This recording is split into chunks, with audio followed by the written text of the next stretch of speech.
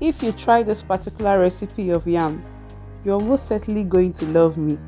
I urge you to give it a try. I was so happy that I got to film this recipe to share with everyone. So if you want to know how this yam recipe was prepared, then keep on watching.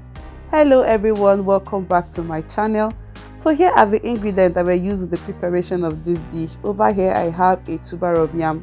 Obviously not all of the yam was used, so just keep on watching to see the quantity of yam that was used in the preparation of this dish. Over here I have some cow meat, which is equally called beef. I'm using the fatty part. So over here I have some red palm oil. This is equally important for this particular recipe. Over here I have a tomato mix. If you want to know how this tomato mix was prepared, there is a detailed video linked in the description box, so go over and watch it in case you want to know. So here is some dried crayfish, some red Scotch bonnet and yellow Scotch bonnet. So over here is red onion. I like using red onion because of its flavor. Then over here is ogiri. This particular spice is the game changer for this recipe. Anything you are doing, make sure you don't skip this one. This took this recipe to a different level entirely. This is what I call small but mighty.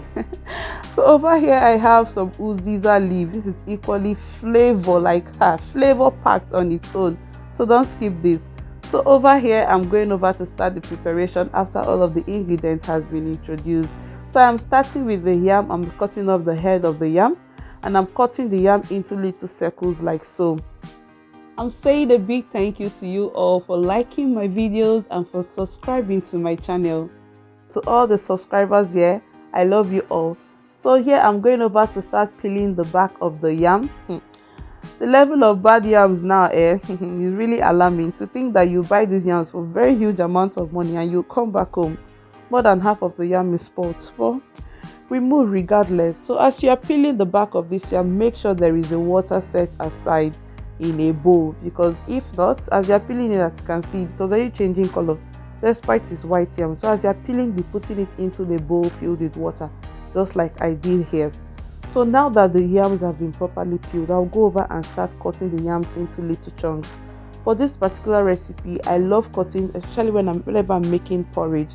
I love cutting my yams into little chunks because that way it will have lesser cooking time, and equally it will absorb all of the ingredients that will be used in cooking the dish. If you are still here watching this video and you haven't liked the video, what are you waiting for? Or you want me to say it? Okay, right now I'm saying it. Please click that like button and don't forget to subscribe to this channel for more amazing content. And equally, don't forget to turn on the post notification bell so that you will be notified whenever I post a new video. So here is all the yam all cut up. Don't forget, leave it in a bowl filled with water so that it doesn't oxidize, or rather it doesn't change its color. So now that all the yams have been cut up, go ahead and prepare the rest of the ingredients. So here I'm going over to cut the onion into little bits.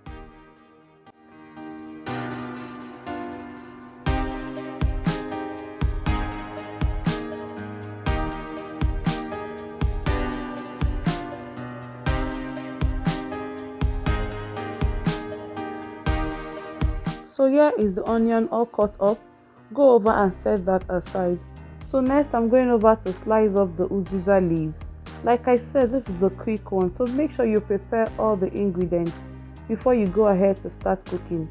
This particular recipe just gets done in nothing more than 30 minutes once all the ingredients has been properly prepared. So make sure you prepare everything first before going ahead to start cooking the dish. So here is all the Uziza leaf all cut up, so I'm going over to set that aside too as well. So next I'm going over to cut the beef. So I'm cutting this beef into little chunks. Like I said, this is a quick one, so we want everything to get done in little to no time. So I'm cutting the beef in little chunks. You might ask, why not use a minced beef? Well, you can use a minced beef if you want, but I advise you to use a meat cut up in chunks, because that way as you're eating the yam, you're eating meat. So here is the meat, or rather here are the beef all cut up. So now I'm going over to start pounding the pepper, the crayfish and the okpei. You can use a food processor like I always say, but if you want authentic taste and flavor, then use mortar and pestle. So here is all the ingredients all cut and prepared and everything. So now I'm going to go over and start the preparation of the dish proper. So I'm starting with the meat. I'm going to season it with some seasoning cubes and some salt. Yes, just seasoning cubes and salt. And then just marinate it with your hands and then add some onion. Just keep it simple. This particular dish needs little to no serere. So now mix everything all up and then cover and then allow it to cook for 10 to 15 minutes just to make the meat release its own juice. This particular word, you're most certainly going to thank me. So here is after 10 to 15 minutes. So just go over and just give it a quick stir. You can see all the juice and all the little fatty fatty oil that the beef released. Because I was just resisting the temptation of eating up all of this beef. So I'm going over now to scoop out all the beef from the pot. So here is the pot. So just go over now and add the red palm oil. Allow the red palm oil to heat up for some minutes, highest 1 to 2 minutes, not to bleach, just let it heat up a little, and then add the onion. After adding the onion, just give it a good stir.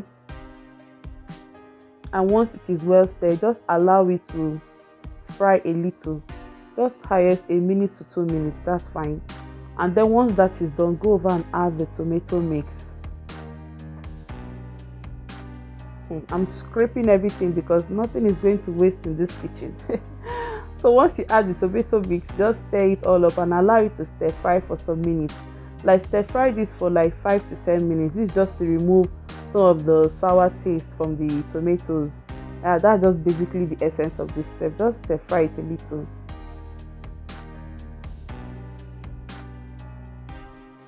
So you can see I'm just turning it at regular interval. Don't allow it to burn. You don't need to do this for long. Just 5 to 10 minutes is fine.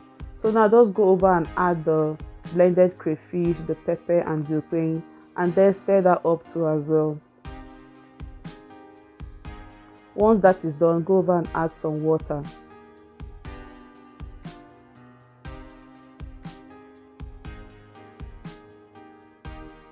You can all the stir.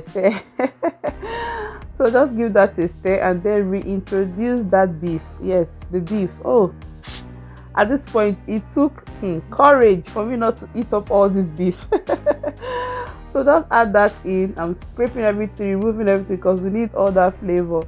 Add some seasoning cube and then some salt. That is it. Just keep it simple like that. And once that is done, then give it the final stir like so. I know you're all going to say I like stirring. Yes, so we like to stir. And then cover and allow it to boil. Once the content is boiled, go over and then add the yam. Don't add everything at once. Just add it gently like so, because if you want to pour everything at once, all the waters might end up splashing up on your face. So just do that gently like so. Just add everything and then give it a stir. You can see the quantity of water I added. I already know how to eyeball all these things, but a newbie like you, just make sure you're adding little water at once. Just a cue, just make sure that the water is covering the yam. That way you'll be sure that the water content is going to cook the yam to perfect texture. So yeah, it is also like after 15 to 20 minutes thereabout. Like I said, this is a quick one. This particular one doesn't take time. That's why the yams need to be cut in little chunks. That way it will get done in little to no time. So I'm just giving it a stir. You can see all that beef. Right. Man, this particular one, you are most certainly going to thank me. So I'm just driving a fork in just to be sure that everything is well cooked. As you can see, perfecto. I could not resist anymore. I had to throw that one into my mouth. At this point, I was already so hungry. So now just go over and add the Uziza leaf. And once you add the Uziza leaf, please do not cover the pot. Personally, I don't like covering my pot whenever I add vegetables, because that way the vegetable will tend to lose its color. So I just like to leave it open. Normally, once I add vegetables, I turn the heat off, but Uziza leaf is quite a hard leaf. So just allow it to cook for a while, like highest 2 minutes, and make sure you don't cover the pot so that it doesn't lose its vibrant color. So here I'm just giving it a final stir. Hi, look at all that yumminess. I could not just wait. So now I'm just going over to serve some for myself. Hi, this is what we call in Igbo, in a region, in a surano. Hi, If you know the translator to that, just comment it in the comment section. I want to know people that are really watching my videos. Try this particular one. I assure you, you are most certainly going to thank me. Oh Lord, I was just having a bite here. I could not just wait. Like I said, I had this for dinner. But if you're on a weight loss journey, you can have this for lunch. And this particular dish is best served warm. If not that I was hungry, I would have waited till when the food is warm. Don't forget to leave this video a big thumbs up. And don't forget to subscribe. Subscribe for more amazing content. And like I always say, keep cooking and keep living. Until my next video. Bye.